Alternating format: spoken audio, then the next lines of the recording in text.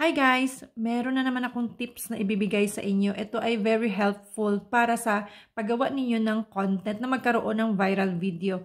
So ano nga ba itong mga klase ng video na mabilis mag-viral or di kaya mabilis makahakot ng views at magkaroon ng maraming engagement? Pag yan po ay marami ang makikipag-engage sa inyo. Pero usually guys, pag ang video natin ay viral, meaning ito po ay nakakahakot ng maraming views, nakakahakot po siya ng maraming engagement. At ito po ay dinidistribute talaga ni algorithm around platform. Kaya dito guys tayo nakakahakot ng engagement. Kasi pag marami ang nakakita ng ating video, usually guys ay marami ding nakikipag-engage, no? Itong mga taong nakikipag-engage sa atin ay hindi po natin kadalasan followers. Kaya ito guys ang i-share ko sa inyo kung anong mga klaseng video ang kadalasan nagva-viral.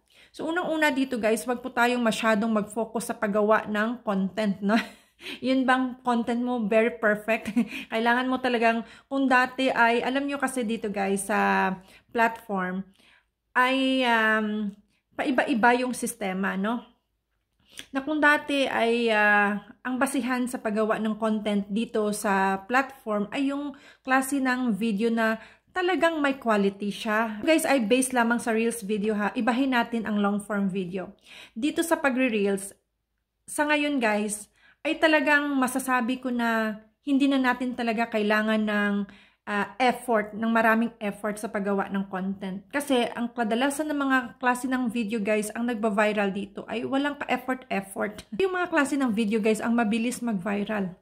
Kung inyo napapansin dito, maraming mga content creator na naging magikero. Ito po guys ay ang tinatawag na reverse video. Ito yung klase ng video na mabilis magkaroon ng viral, no? Na kung saan gamitan lang talaga siya ng trending audio. So, kung ikaw ay takot gumamit ng trending audio, ay syempre hindi mo na i-expect na magkaroon ka ng viral video. Diba? Kasi guys, dito is take a risk talaga. Kung hindi ka risk taker, mabibehind ka talaga dito sa social media. No?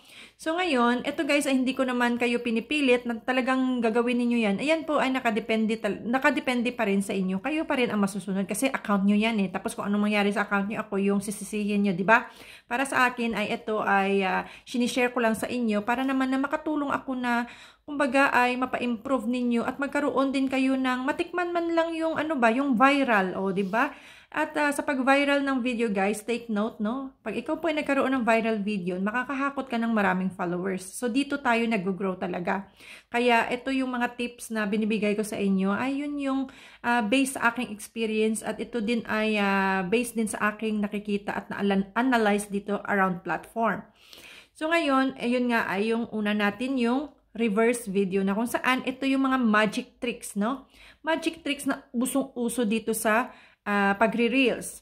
So, kung inyo napapansin guys, alam ko naman na hindi po tayo nagbubulag-bulagan dito, no? Kadalasan dito, sa mga nagma-magic tricks, ay yung mga views ay, napakalaki, no? Million views. Kung hindi man tayo abutin ng million views, at least nagkakaroon tayo ng 10,000 views, o let's say, palagay na lang natin 2,000 views, 3,000, 5,000, ganon. O, malaki na yan, no? At 10,000, 20,000, 50 and up. Ayun, ganon. So, ang iba dito, syempre, marami din ang nagkakaroon ng million views, no? So, sa pagkaroon ng million views, guys, dito hindi natin kailangan ng maraming followers. Sa ibang content creator ay ilang thousand lang yung followers nila. Yung iba, nasa 2,000 lang, no? 1,000 something, 10,000, pero meron silang million views. Ayan naman ay nakadepende sa content, sa video na ating ina-upload at nakadepende sa pag-spot ni algorithm, no? Kaya, ayan guys, sa pagkaroon ng viral video dito, walang pinipili na number ng followers dito, no? Kahit 100 followers ka lang dyan, kung ang video mo is mag-viral, ay mag-viral talaga yun siya, no? Ang pangalawa natin dito, guys, ito yung mga sayaw. Ito yung mga klase ng video na ang bilis din makahatak ng views, no? Nagba-viral. Mga funny videos, no? Kung ikaw po ay mahilig sa alam mo yung para ma-entertain mo yung manunood, dapat ikaw ay naiiba sa lahat, no? Kung ikaw po ay mahilig magpatawa, no? Dapat meron kang uniqueness ba, na kung saan ay may originality ka. So, mahagit mo yung mga manunood mo na mahook sa panunood ng yung video kasi nakakatawa ka, nakaka-entertain ka. No? Next natin dito guys ay ang paggawa ng remixed video. So, kung merong mga interesting na klase ng video tapos i-remix mo, dito usually nagkakaroon din tayo ng viral na video nang dahil sa pagre-remix natin. Kasi lalong-lalo na kung ang creator na ni-remix mo ay sikat, no? So, yan naman ay usually nakakakuha po tayo ng malaking views o nagba-viral ang video natin. Mga klase ng video guys ang mabilis magkaroon ng viral, no? Or di kaya ay mabilis makahatak ng views. So, dito guys, again, sinasabi ko sa inyo na sa panahon ngayon sa paggawa ng Reels video, hindi na natin kailangan ng maraming effort. Kasi, the more effort na i-apply mo sa paggawa ng iyong video dyan, the more na parang hindi pinapansin ni algorithm. Ito yung mga klase ng video na walang kakwenta-kwenta. Ito pa yung mga klase ng video yung usually nagva-viral. Usually nakakakuha ng maraming views. Kaya ngayon, alam mo na. So, gawin mo at magpasalamat ka na lang sa akin later. No? Diba?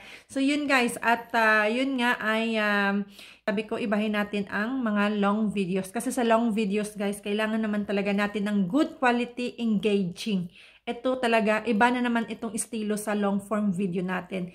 Kailangan talaga natin mag-effort dito para panuorin ng buo at mahook natin yung ating mga manunood dito sa mga long form video natin. Kasi sa Reels, nag-apply lang tayo ng 3 to 5 seconds na audio is good enough na siya. Pero dito sa ating long form, para naman na kung gusto mong kumita ng medyo malaki, no, kailangan mo din naman habaan ang iyong video and at the same time para medyo marami-rami ding mga advertisement na mai-apply dito si Mets, no?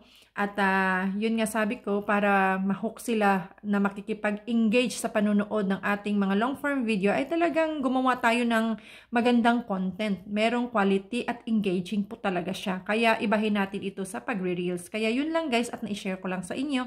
Maraming salamat sa inyong panunood. Huwag kalimutan na i-share ang video natin ito para malaman din ng iba. Para somehow makatulong naman tayo sa kanila. No? Huwag tayong madamot dito. Ayan, reveal na natin lahat dito, oy. Para sabay-sabay po tayong mag-grow lahat, no? Sabay-sabay po tayong makakuha ng mga monetization tools at makasahod dito kay Mets. Kasi hindi naman ako nagpapasahod sa inyo. Bakit ako magdamot ng mga kung anong nalalaman ko dito around platform, no? Yun.